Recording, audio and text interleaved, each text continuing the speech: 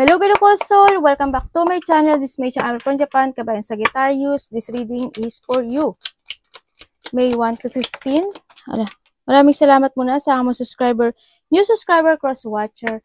At sa mga bagong pasok dyan, welcome na welcome kayo sa bahay ni Ate Aimee. Salamat sa nakataba ng puso ninyong mga comments. At sa mga nagpa-personal reading, marami pong salamat. Kung gusto nyo na energy nyo lang, ang gusto nyo makuha natin, all the details para sa personal reading ay nasa ibaba ng video na ito. This is a general reading, hindi mo ito personal reading. Kunin mo lang ang sayo at itapon ang hindi sayo. Maaring ito is a vice versa. Energy mo, energy ng person mo, energy ng malapit sa puso mo. Nangyari, nangyayari, or mangyayari pala. Use your own intuition, lawakan natin ang ating isipan. Ang dami yung energy sa mundong ito. Kaya, hindi ito basta-basta mag-resonate sa inyo. Gawin nyo lang itong guide dahil kayo pa rin ang makapagpapabago ng inyong buhay.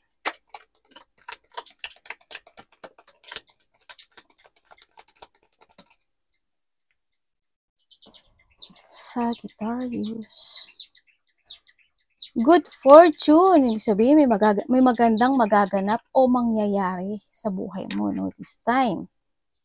We have the short journey. May mga pansamantalang situation. Ako nakikita sa'yo. Maaring kung lungkot dyan, ganun. O may mga sitwasyon na kung may mga nag-away, pansamantala lang yun. O kaya may mga iba. Is a short journey, siguro may mga magkakaroon ng konting bakasyon, mga ganun. O kaya iba is mga pansamantalang pagkakakitaan ng pera, ganyan, pagkukuhanan ng budget. Kung ano mang short journey yan, no? Congrats, still pansamantala lang siya. Opportunity or windfall, yan. Meron na tayong good fortune, meron na tayong opportunity. Ibig sabihin, may pagdating na may parating na maganda sa'yo this time. Magkakaroon ka ng recovery, happiness, and well-being. May mga sitwasyon na magsasucess, may mga sitwasyon na magiging masaya ka, no? Kung sa mga aspeto ng buhay mo yan, kung kasiyahan ng mahal mo sa buhay, kasiyahan mo na rin yun, ha? O kaya magkakaroon ng mga enlightenment, successful, something celebration sa iba, yan, may mga enjoy, may magkakaroon ng mga recovery or enlightenment sa iba, no? Spiritual love, maring may mga bagay o sitwasyon na maiintindihan mo na or iintindihin mo na, ganyan, no, sa sitwasyon. O hindi yung sitwasyon na mas more mananaig sa'yo ngayon ang love, ganyan. Meron tayong broken wishbone, wish will not be granted. May mga, hindi naman lahat, diba? May mga sitwasyon na hindi pa rin magagrant. Pero, maaring ito is naiintindihan mo. No? O kaya, mahirap siyang makamit. Pero, there's a hope. Ako nakikita dito. May hope siya kasi andito rin si Fortune. Kumbaga, kung itong sitwasyon na to, pansamantala lang to. Malalakpasan mo rin siya. Pero kailangan mo maging patient at kailangan mo lang din maintindihan na siguro hindi pa to darating sa'yo at hindi mo makakamit pa kasi may dahilan. Maaring there's a progress pa na nagaganap o nangyayari dito. Yun ang mga dapat mong intindihin. Kasi in a divine timing, ibibigay yan sa'yo. Tingnan natin na yung energy. Matay naman yung ano ko. iPad. Energy ni Sagittarius.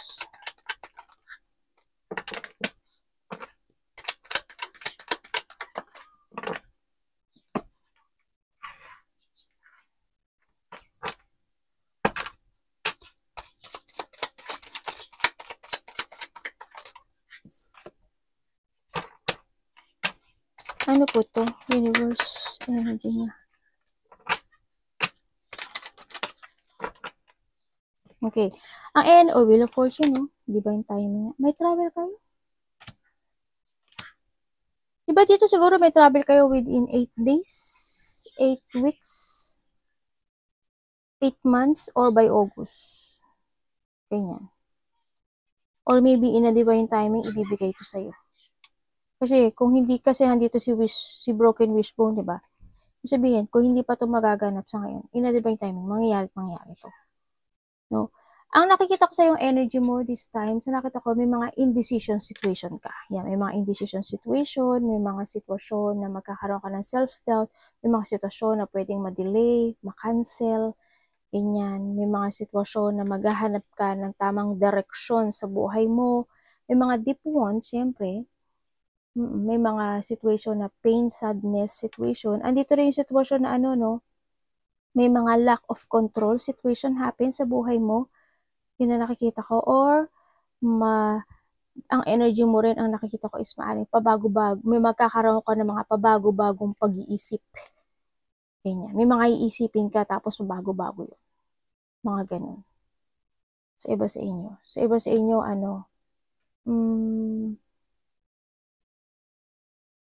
may mga self-doubt, pagsisisi, or disappointment. May blockage sa'yo actually no? May blockage sa'yo. After the blockage, sinasabi dito, huwag ka lang magbago ng pabago-bago ng pag-iisip o pabago-bago ng aksyon. Dito, makakamit mo siya dito sa nakita ko dito. You need to focus lang to achieve yung bagay na yun sa nakita ko. Yun. And then also, may mga hindi magandang nagiging outcome sa'yo ha. Medyo siguro kung meron man yun sa ngayon is magkakaroon na ng ending, no? Sa nakikita ko dito. And maaring ito yung, kung may mga sitwasyon na holding ka pa sa nakaraan mo, this time, ang nakikita ko sa'yo is magkakaroon ng bagong pagtatahak ng inyong destination this time sa nakikita ko dito. Magkakaroon ng konting changes, kanya. May changes happen into your life. Siguro you begin of a cycle or may mga bagay o sitwasyon na ile-let go mo, mga ganyan, sa iba sa inyo. Siguro magkakaroon ka na uli ng mga bagong plano, ganyan. Siguro handito yung after the frustration, siguro handito na yung sitwasyon na mas magpo-focus ka na to your new plan, mga ganyan, to growth, or magkakaroon ka ng mga progressing this time. May moving home, hindi ko alam in what way, kung ano yung moving home sa'yo. May lumipat ba na, may umalis ba, lumipat ng bahay, lumipat ng trabaho, lumipat ng any moving home. Ako nakikita dito. Tingnan natin ang parating sa'yo.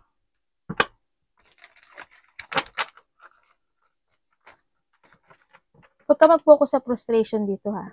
Kung may mga regret o self-doubt o may mga nag-feel na situation, alam mo sa sarili mo kasi paano tahakin yun. Paano lakpasan yun. Doon ka mag-focus para lakpasan. Kasi andito na si Carrot, diba? Andito si Sun. Kaya andito nga si Broken Wishbone. Pero kailangan maintindihan mo yung bagay na yun. Kung bakit. At alam ko naman naiintindihan mo. Parating.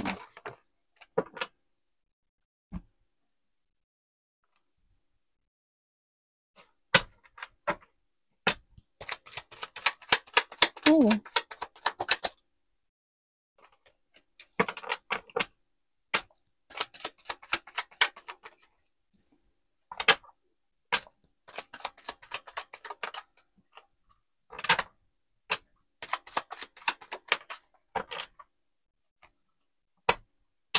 Ano pong mangyayari dito?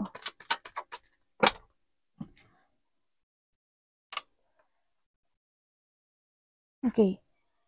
Ang parating sa'yo, sa nakita ko dito, may tao makikipag-usap sa'yo.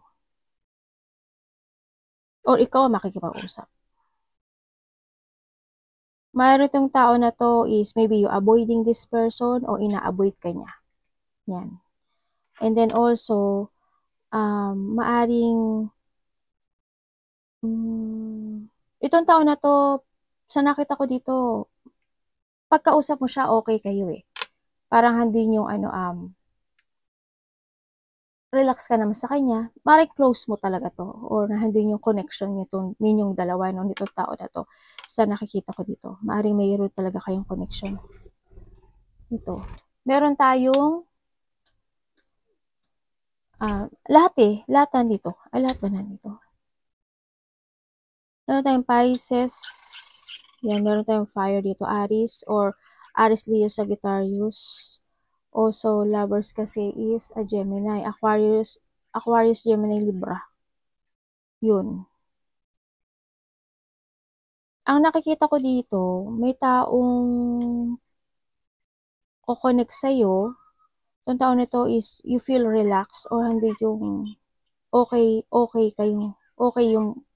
kayo pag nag-uusap kayo. Sa nakita ko dito, maari ito tao na to in the past, maari ina-avoid ka niya o ina-avoid mo siya.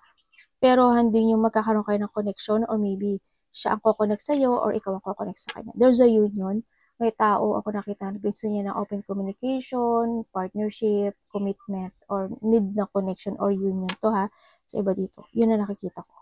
Yun ang parating sa'yo. And then also,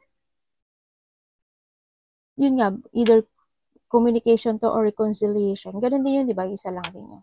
Yun na nakita ko. Magkakaroon ng reconciliation, communication sa isang tao, sa tao na to. Magkakaroon na ng, kung hindi naging okay in the past sa inyong relationship nitong tao na to, is this time, ang nakikita ko dito, kung itong tao na to is nagkaroon ng paglayo o nagkaroon ng paghihiwalay, o nagkaroon o naging matigas o inavoid ka niya o naging matigas ang puso nito or may mga sitwasyon na hindi nagkaroon ng pag-focus to each other, ay maaring itong tao na to is magkaroon na ng connection sa'yo. You're finding peace this time sa nakita ko dito. Sa iba naman sa inyo, you will release the stress na pinagdadaanan mo this time. So, kung dati is may mga sadness ka, may mga tao na nagbubuli sa'yo, may mga tensyon na hindi natatapos in the past, this time is you will find peace. Matalakpasan mo na ang ano ba tawag dito? Sabi na, ewan ko sa'yo ate, malalakasan mo na yung mga pagsubok o yung mga hirap na pinagdaanan mo this time. Kumbaga, andun ka na sa sitwasyon na balancing situation or a peaceful. Ganyan.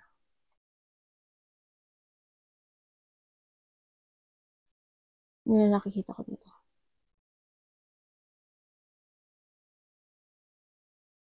Magiging this May, magiging okay yung mo o relationship sa mga taong malalapit sa'yo. Sa mga taong nakakonect sa'yo. Magiging maganda. Magiging okay. Kayo. Ano dapat iwasan? Sino to? Ni Sagittarius. Ano bang may dapat bang iwasan this May 1 to 15 sa Sagittarius Universe? Okay. Ano pong ibig nyo sabihin? Thank you.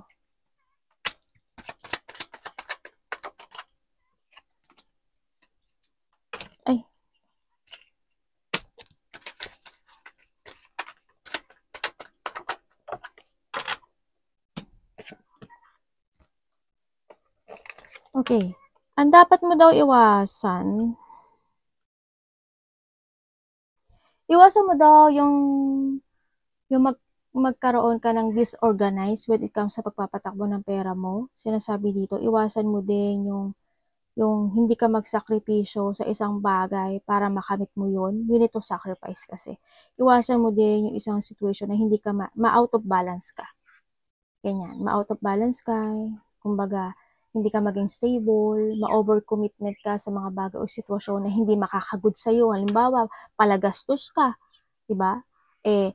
Gusto mo nga mag-ipon ng pera, bakit mo ginagawa yun? Diba? Any situation, ganyan. Or andun yung sitwasyon na iwasan mo din yung hindi magkaroon, kumbaga hindi mo maitama yung mga maling ginawa mo in the past o mga maling nagawa in the past. This is a time to correct yung mga bagay na yun. No, sa nakikita ko dito. And you need to focus and to think to the future. Focus ka sa sarili mo, think to the future. Kailangan mo rin na to save money. No, i-let go mo yung mga dapat i-let go, ibig sabihin. And iwasan mo din yung umiwas ka na magkaroon ng isang bunga na ikaka-burden mo. Iwasan mo yun. Halimbawa, ano ba yung ang bunga nun mali. Ganun. Halimbawa, tulad na sabi ko, di ba? Gastos ka ng gastos. Yung magiging bunga nun, pangit yun, di ba? O di burden yun sa'yo. Problema talaga yun. Diba? Umiwas ka sa ganun. Na alam mong ikaka-burden mo, iwasan mo na yun.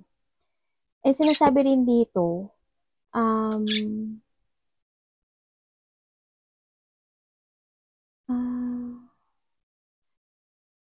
ingat kayo kasi ang may nakikita ko dito na sana hindi kayo maloko sa pera, ang nakikita ko dito. And then also, losing something valuable sa buhay mo. Hindi ko alam in what part sa buhay mo yun. Either money, either mga gamit, either, sana hindi buhay, syempre. Ganun naman natin yun eh. May pagnanakaw din ako nakikita, no? Mag-trust ka sa intuition mo dito. Tingnan natin ang love. Love is sa lahat. Kaibigan, kapatid, magulang, karelasyon, kaibigan. Kamusta ang love ni Sagittarius?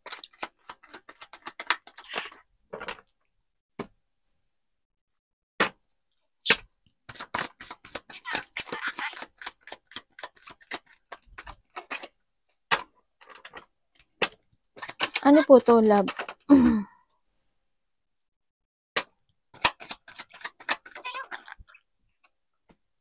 Okay.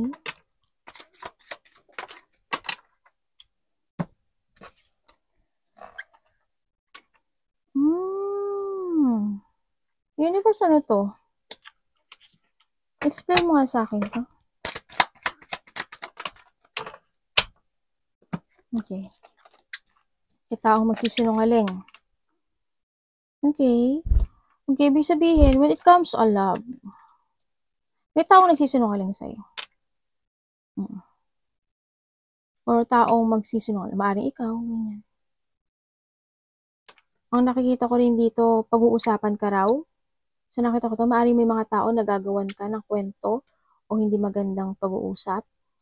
Ako nakikita, may tao mangliling lang o may pangliling lang. Ako na nakikita dito sa'yo. May tao na i-judge ka. May tao na maaring mag-isip na kabiguan mo or ikaw ito ha. Sana wag naman. Maari din sa iba dito na kahit alam mo sa sarili mo na niloloko ka ng kapartner mo o ng sino man sa nakakonect sa'yo, nananahimik ka lang. Hindi ka nagsasalita. Pero alam mo na niloloko ka. Kumbaga, doon yung sitwasyon na maaring may mga time na hinihintay mo na lang siya na magkaroon siya ng regret, ganyan. O mag-confess siya sa'yo, no? Sa nakita ko dito. And then also, may taong masungit, ano, baka ikaw to. O malalaki ka man o babae, no? Sa nakita ko, kung kayo's magkahiwalayan itong tao na to, magko-confess to sa'yo. Or magkakaroon ng communication sa tao na sinungaling. Pero ang nakikita ko sa kanya, makikakaroon, hindi mo magiget yung ano niya eh, yung point eh, or hindi mo magiget yung katotohanan sa kanya. Kahit na magsalita siya sa'yo or kumonek tong tao na to sa'yo. Maaring magsinungaling pa rin siya or hindi niya sabihin talaga na siya yung mali, ganyan, o hindi niya sabihin sa'yo na may mga paglihim pa rin, may paglilihim pa rin ako nakikita sa'yo, sa kanya. No, kung kayo magkarelasyon din ganun, maaari yung karelasyon mo, palagi kanyang paulit-ulit na palagi siya nagsisinungaling sa'yo, paulit-ulit na palagi kanyang niloloko, di ba? Kumbaga, nagbibigay ka naman ng effort, nagbibigay naman siya ng effort, kaso handun yung paulit-ulit naman yung ginagawa yun. Kaya handun sa dumarating na nananahimik ka na lang. Kasi mahalaga siya sa'yo. Di ba? Kasi importante siya sa'yo. Ganun nakikita ko sa'yo. Kung kayo is single, sa nakikita ko dito, may bagong darating sa buhay mo. Maaring ito is makikilala mo by the internet or maaring magkakaroon kayo ng connection by online, mga ganyan. Pero may parating. Ako nakikita sa'yo. Siguro by this week, last week or this week, mga ganyan. May makikilala ka. O baka this May sa iba sa inyo. Tingnan natin ang yung money. Kamusta po yung kaperahan ni Sagittarius this May? Ay, dalawa pa to ah.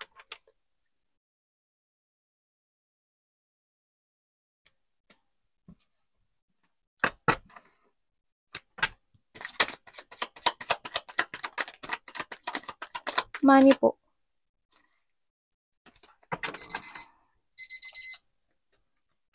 Money po ni Sagittarius.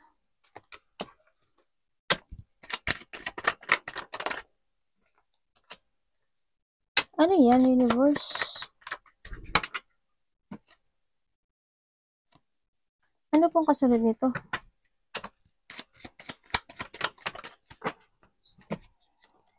Okay. Okay, when it comes to your money, ang nakikita ko naman sa'yo, pinapahalagahan mo naman yung pera mo. Nagkakaroon naman ng kahit papaano, nagkakaroon siya ng development. Mabagal nga lang, no? Sa nakikita ko dito. Kasi maaring, minsan lumalabas talaga yung pera mo. Siguro, handin yung situation na maaring may mga celebration na nagaganap, kaya minsan palabas siya sa nakikita ko dito, o may mga pinagkakagastusan ka talaga sa nakikita ko dito. Pero, unti-unti nagkakaroon naman ng development. Mabagal na nga yung dating, pero na lumalabas din minsan, no? Sa nakikita ko dito. Binavalue mo naman yung pera mo sa nakikita ko dito. Sabi kasi dito, you need to save money. Sinasabi dito. And try to make it balance yung bagay na to, no? Siyempre, nagkakaroon naman ng growth kahit papaano. May mga bagay o sitwasyon lang talaga na kailangan mo alisan, kailangan mo i-let go, kailangan mo abandonahin, o kailangan mong iwasan, no? Sa nakikita ko dito. To growth. And kasi kailangan mo kasi dito na siguro may mga bagay lang na kailangan pagkagastusan. Yun na nakikita ko dito. Pero you need to save money. Yung sinasabi dito. Sa ngayon kasi, parang live and learn. Parang ganun ang nakikita ko dito. Ganyan. Maaaring nagkakaroon ng mga dealing, collaboration, no, sa mga taong mahalaga sa'yo, sa mga taong mahal mo, sa nakita ko dito. Kaya maaaring nagkakaroon ng patapon o palabas na pera sa'yo. Ganyan. Baka may mga sinusuportahan ka o kaya merong mga kaganapan na kailangan maglabas. Medyo mabagal no? And you need to start a beginning of your, Pero ang nakikita ko dito, magkakaroon siya ng development and magkakaroon siya ng bagong pagtatahak ng mundo, no? Magkakaroon ng mga a little bit of achievement of goal dito sa nakikita ko sa'yo dito. Pero sinasabi pa rin mag-save ka ng money. Kailangan mo daw magsakripisyo when it comes sa pagpapatakbo ng pera. Tingnan natin ang any opportunity pa ni Sagittarius.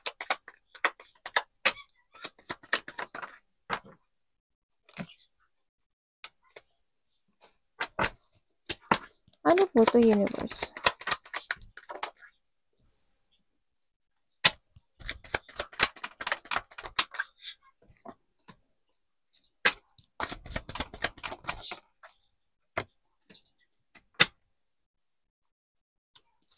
Ano po Something success. There's a victory and success ako nakikita sa iyo, May taong nag-iisip sa iyo,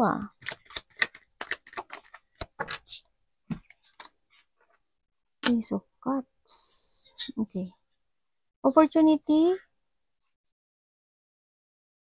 After the deep wound or after a situation na may mga battle kang sinuong o may mga hirap, o kumbaga may mga naging patient ka at nagtimpi ka at nagtiis ka sa isang sitwasyon sa buhay mo, this time is ang nakikita ko sa iyo is you will achieve a new beginning or andun yung may mga happiness. Ako nakita, there's a good news happen sa buhay mo, no? Sa nakita ko dito. Yan, may good news. Either 1 day, 1 hour, 1 week, nangyari na or mangyayari pa lang, or 1 month, or baka this May talaga, as in, may mga happiness, fulfillment, achievement, parang may mga saya ako nakita. There's a good news happen sa buhay mo. Also dito sa nakikita ko dito. Kaya yung pagtitiis at pagtitimpi mo at yung hirap na niranas mo magwawakas. Kumbaga, yung pagod mo na yun this time is happiness na yung kapalit niya sa nakikita ko dito. Kaya yung iba sa inyo, maari din kayo is may mga taong new person na maaring magkakaroon ka ng connection sa iba sa inyo. Iba dito is magiging busy kayo sa iba sa inyo, nakikita ko dito. And then also, ang nakikita ko rin dito is mapagtiis ka, no? Sa nakikita ko dito, mapagtiis ka. Alam mo ba na may mga taong hindi ka gusto? may mga tao na galit sa'yo.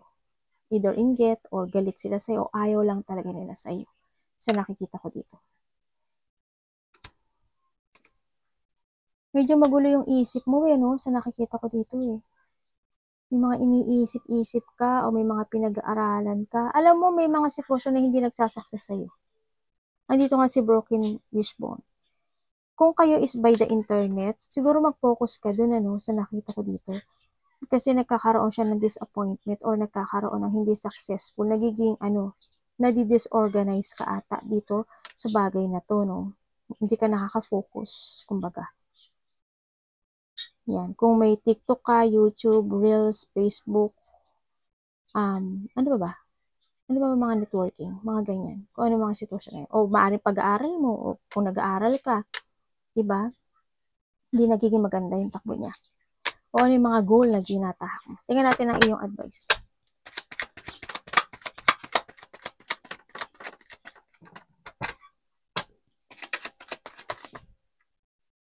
The advice, the Wheel of Fortune. Okay.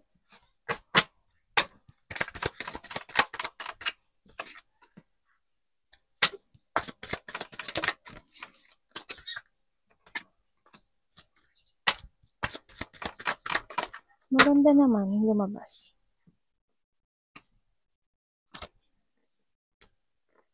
Universe, ano to? Tapos na to? Tanongin ko lang muna ha. Depende daw. Sa iba dito, depende yung sagot Iba tapos na. Okay.